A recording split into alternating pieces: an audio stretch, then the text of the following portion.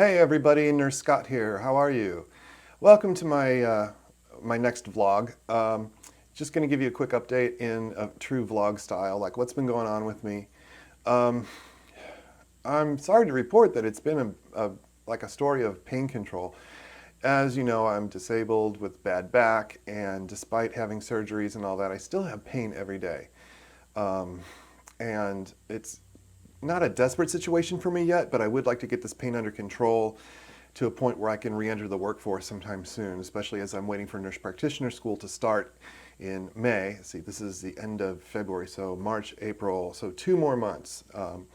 I'll start school, and hopefully by the time I'm done with school, I will have at least some functionality where I can get through at least a partial work day and get back into, helping my fellow man and all that good stuff. That's important to me. I mean, not only that it's not only that living on a fixed income is a challenge. I've made it work this far, but just it just feels like a shame to be able to do something, for the world, and to be able to do something to make money and not be able to. My doctor and I have changed my medication schedule, and we're trying a couple new things. I continue to go to physical therapy, hoping that'll help, which is kind of where my story comes from. So today's story. So today is the story of how this basin became a big deal. Now, it's actually kind of serendipity that this happened, because I was planning on doing a video for you on what happens when you have problems in the hospital. You have a complaint or you have problems with somebody you're working with. How do you complain to somebody, and how do you get, some help with whatever problem you're having, because the hospital is a very confusing place. There's lots of managers and supervisors and charge nurses and executives and different departments, and so my plan was to give you some information on how to navigate that if you ever find yourself in that position. And as it turns out, I had a problem myself in the hospital. So let me tell you my story and what I did, and then I'll break it down for you about what happened, what you can do if it happens to you. So let me pull up my notes on this, because I don't want to miss anything. So it was my physical therapy visit, and I happened, even though it's for my back, I mentioned to my physical therapist that my foot hurt. I had some plantar fasciitis, bottom of my hoof, bottom of my foot hurt pretty bad. And he recommended soaking it in hot water and cold water kind of alternately. And I said, wow, I don't have anything to do that at home. Do you have any of those like wash basins we use up in the hospital for like bed baths? Actually in the ER we use them for vomiting, because nobody vomits into those little pans. There's always more volume, but I'll save you the disgusting details. And he said, no, that's not something they have in physical therapy. And he's not sure where they could order it. I said, all the nursing units have them. I said, the ER is right nearby. I said, maybe when we're done here, I'll stop by there and see if they can help me out, give me a couple. So that's what I did. Went over to the emergency department and talked to the receptionist. I said, hi. I said, I need a couple of basins for this. I explained to her what was going on. She said, let me get one of the nurses. So she got the charge nurse, Debbie. All the names have been changed in this story to protect the innocent, and the name of the hospitals and things like that. So the charge nurse comes and says, hi, can I help you? And I explained my situation, and she said, you're a patient in physical, are you soaking your foot in physical therapy? Because they're supposed to have that kind of equipment. I said, no. It's for me to do at home. And she's like, so you mean like you don't have a bucket or anything that you can use? And I said, no, I don't. I really don't have anything at home. I was hoping you could help me out. I'm an ER nurse, and so the first thing I thought of was, well, let me stop by the ER and see if you guys can help me out. So she gave me a big sigh, closed the door, went back in the back, comes back out with a basin, and she says, she kind of holds it like this. She's like, and where did you say you were an ER nurse? And I said, well, my last job was at such and such a hospital. And she kind of interrupted. She's like, so you're not an emergency nurse? And I was like, well, I'm not a working emergency nurse right now. And she didn't let me get, she goes, well, I don't know if it's big enough, but here. And I said, oh, well, thank you. And then she left. And I thought, well, that was odd. Why did my first thought was, what a bitch.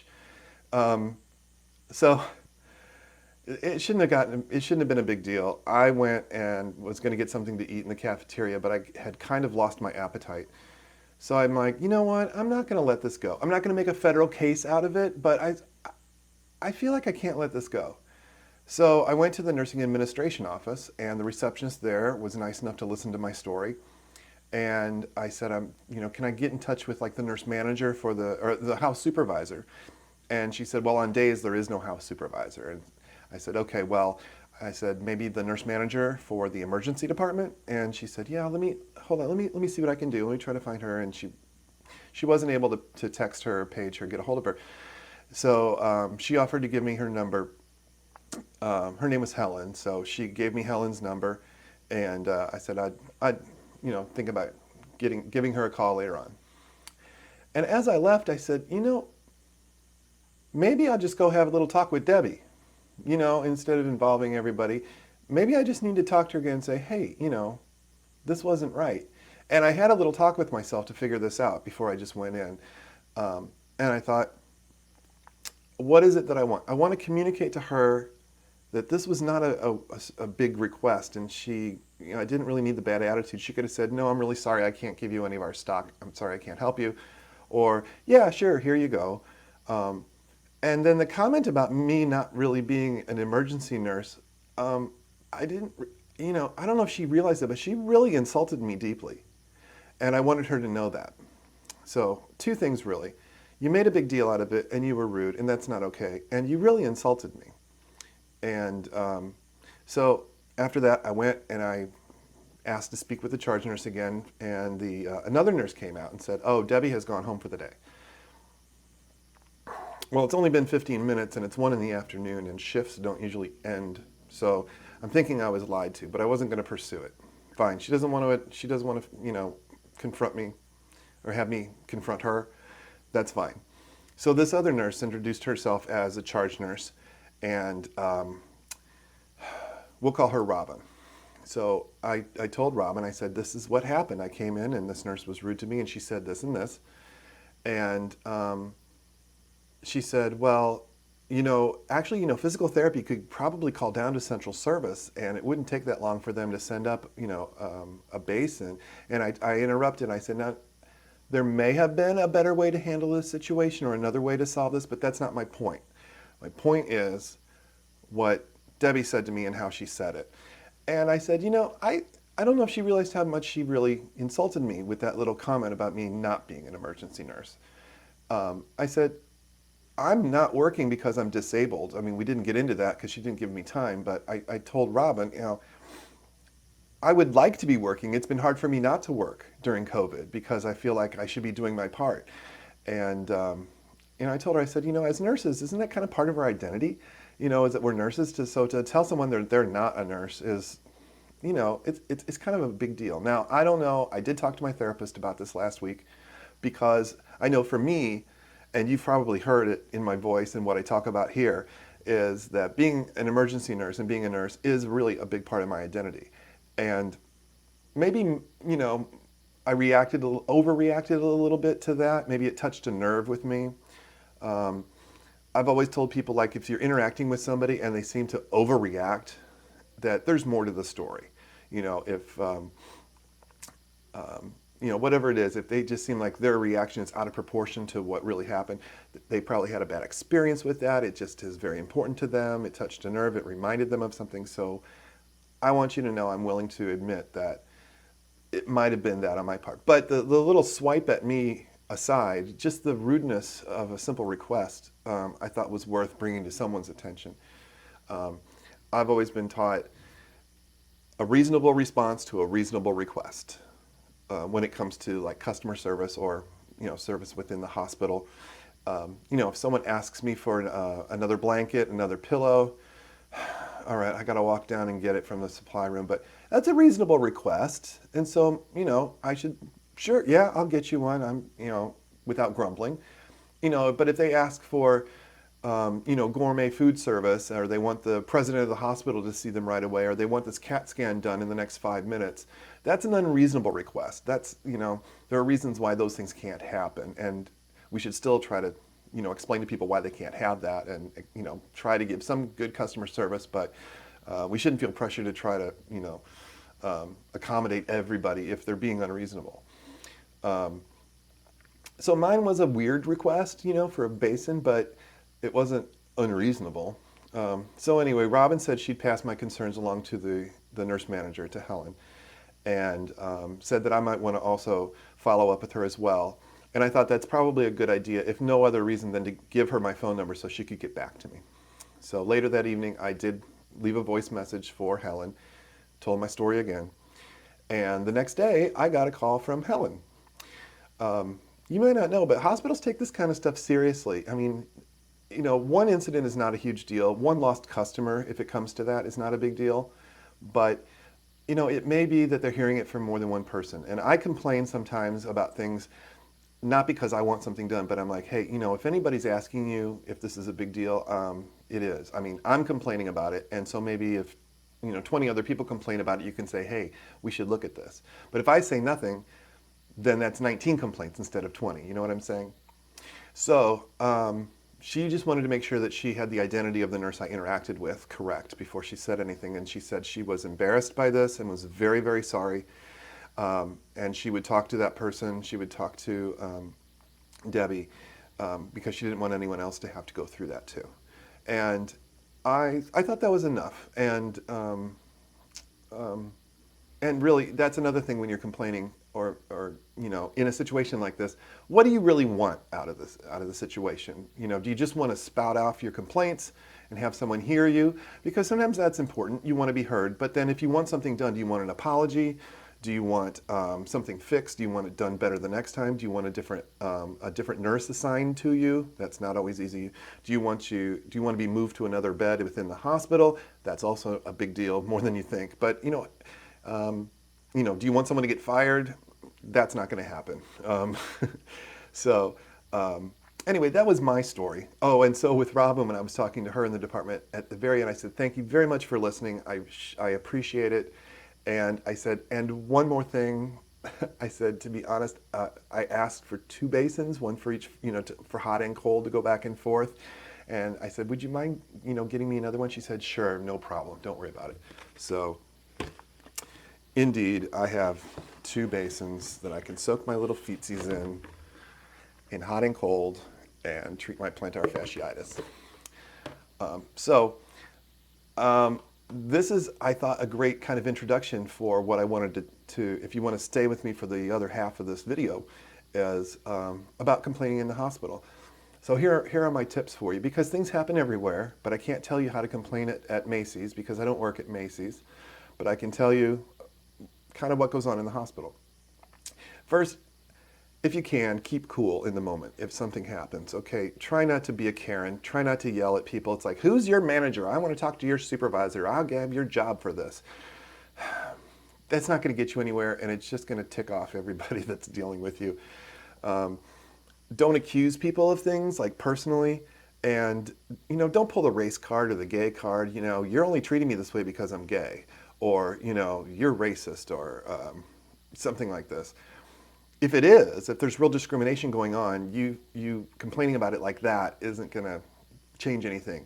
If there is real discrimination, it needs to be reported to the right channels and expressed clearly and taken seriously, okay? But in the moment, just do what you can to negotiate with the person. Like I just said, thank you for the damn basin, and then made my complaint later on. If you can, note the name of the person that you're dealing with. If you can't see their name tag, politely ask their name. And that means not saying, what's your name? Just say, do you mind? I'm sorry, I didn't catch your name. Okay. And they probably know this person's going to complain, but that's fine. Anytime anyone's asked me, they're like, this is bullshit, and and what's your name? And I'm like, my name is Scott. Here's my name badge. I'm the only Scott, and I don't give out my last name, but I'm the only Scott in the department. So my supervisor's name is such and such. If you need to, lodge a complaint, that's fine. In the moment, I wasn't going to argue with them. gets nobody anywhere. It doesn't get anybody anywhere. And as you go up, like you talk to the nursing super, like the next person up, like the charge nurse or whatever, and they're like, yeah, we really can't do that. And you're like, if you're not satisfied, say so. Say, I'm not really satisfied with your answer. I'm not really satisfied with this. I still think this could be handled better. Can I talk to the next level up, like the nursing supervisor, nurse manager? And I'll tell you about that. If it's something, one thing you need to think about is something that needs to really be addressed right now. Like, is it something that's going to affect me, right now? Or is it something that can wait? Is it something that happened, it's over, when I go home from the hospital, I can write a letter to somebody or whatever? Or is it something that needs to, be addressed immediately? What you want, how you think it should be handled, how you think it should have been handled as opposed to how it was handled, and what you want to communicate about the story. And if there is a problem, and it seems to kind of be ongoing, like every time this nurse aide comes in to take my vital signs, she's rude, or he does something. Don't let it fester. Speak up right away before it gets worse, before it happens over and over, and then you're madder and madder. And then choose who you want to talk to. If you can, talk to the person directly. Like that was my first choice. Go back to Debbie and go, Debbie, what was that all about with the basin? It was a simple request, but it seemed like you make a big deal out of it. That's maybe how I would have started that conversation in real life. In my head, I would have been like, Debbie, what the hell? It's a fucking basin. And how dare you tell me I'm not a real nurse? You've got some nerve. But that has to stay on the inside. There are better ways to get what you want. So here's a bit of a primer on the chain of command in a hospital. Here's one thing you have to know. The hospital has a board of trustees and a president and vice president of different areas, and then the different areas like surgery and outpatient and inpatient, they always have those supervisors, and then each department has a manager. So 3 West has a manager, emergency has a manager, urgent care has a manager, and then everyone they employ. Now, nowhere in there have you heard anything about doctors. Doctors don't work for the hospital except for maybe the chief of medicine, and that's the person, the physician, whose job it is to oversee medical practice within the whole hospital. This isn't a doctor that sees patients. It's not a doctor. The other doctors don't work for the chief of medicine. So doctors in the hospital are with groups, just like doctors can get together and form a group and open a group practice like primary practice. They can also form groups like anesthesia, and maybe 1 or 2 doctors own the anesthesia group, or one is the director, and they employ other anesthesiologists, and then they contract with the hospital to provide anesthesiologists to their operating rooms. Same with emergency medicine. Emergency medical group will contract with the hospital and then provide the emergency doctors, and then maybe also physician assistants and nurse practitioners to staff the emergency department. So if your problem is with one of the doctors that you're seeing, where you're going to complain is different. You're going to go to that group, and that group probably has a medical director or maybe even an owner of that group. It can get kind of confusing because you may see doctors from different groups within the hospital, and it's sometimes hard to figure out what group they're with. But don't worry, I'm going to give you a shortcut to all that. And then in teaching hospitals, you've got a school of medicine involved. So they have the whole academic hierarchy with professors and associate professors and adjunct professors and instructors, the medical students and the residents, which has a chief resident, plus the attendings, who are kind of the boots on the ground doctors that supervise any of those folks in practice. And that can get confusing too. The same shortcut that I'll teach you works for that too. Just be aware in the hospital, now we'll go back to the hospital, that anybody you're seeing on your group is probably answering to the nurse manager for that group, for that unit. So if you're on 3 West or you're in the emergency department, there's a nurse manager that the secretaries and the nursing staff, people with and without patient contact, work for that nurse manager. At night, nurse managers are all gone, but the hospital's a 24-hour business, right? So there is a nurse supervisor or a house supervisor. And it's one person kind of on the level of a nurse manager that just covers the whole hospital. And any kind of staffing issues get brought to this person's attention. They work with customer complaints, patient complaints. If we need to move people around from one bed to another, or there's some kind of disaster and the press shows up, or multi-casualty accidents and all that, this person is kind of putting out fires throughout the whole shift around the hospital. But that's the person above the charge nurse. A charge nurse is just on your unit, and it's the nurse that's, for that 8-hour or 12-hour shift, is in charge of what goes on there. During the day, it'd be charge nurse, nurse manager. During evenings and nights, it'd be charge nurse and then house supervisor. And if the house supervisor isn't giving you satisfaction, if you're just not connecting with that level, then the next step up would be something like vice president of nursing services or the chief nursing officer. There may be a level in between, like a service line manager, and then above that, administration, so the vice presidents and the president. That would be if you've got a problem that requires like a lot of letter writing down the road. You wouldn't call the administrator on call from your bed in the hospital to say that somebody was rude to you. So here's the trick. Because it is so complicated, your best friend in the hospital is the nursing supervisor. And that covers 2/3 of the day, evenings and nights. If there's something goes wrong during the day, it's the nurse manager for wherever you are.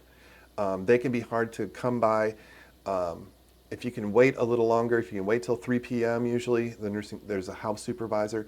This person is supposed to smooth over all the rough edges, and if you've got a problem with one of the doctors, they can get you in touch with that medical group. If you've got a problem with one of the residents, they can get you in touch with the chief resident or the attending physician. So two terms you need to know: house supervisor, nursing supervisor, and attending physician. So if you have, unless you're at a private hospital with private doctors, if you've got residents, interns, fellows, medical students, if there's any kind of problem, don't be rude, but just ask to speak to the person's attending, the attending physician. And that should get you where you need to go. If that doesn't, then you can do some more research and find out how to go to next. For anything, including that, really, house supervisor, nursing supervisor, they can take a complaint and try to smooth things over in the moment. They can pass messages along to the nurse managers. If it's some other department like respiratory therapy, a respiratory therapist works, a certain section of the hospital, not just on that unit necessarily. They can communicate with whoever's in the manager for respiratory therapy or radiation or radiology or for physical therapy. Okay? Nursing supervisor, attending physician. Have realistic expectations. Be polite. Don't be afraid to speak up. Don't be afraid to ask questions. And I hope that if you are ever in the hospital, or even as an outpatient like I was, that if problems come up, you've got some resources and you can get what you want and what you need and what you deserve and what you have coming to you. So I hope you found all of this helpful. I know it was a bit long, but please consider liking this video and subscribing to this channel. If you click the little bell, you'll be notified when new videos are available. Thanks for joining me today, and I'll see you next time.